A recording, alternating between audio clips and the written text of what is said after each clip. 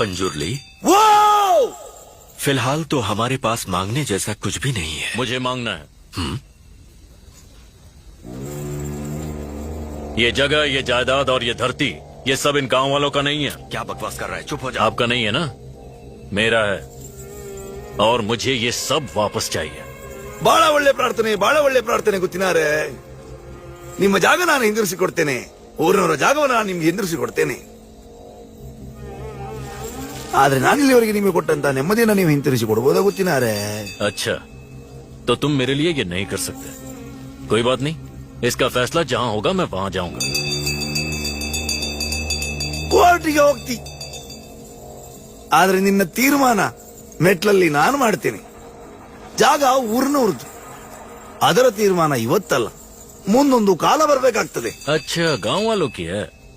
और ये दही बोल रहा है या कोई नर्तक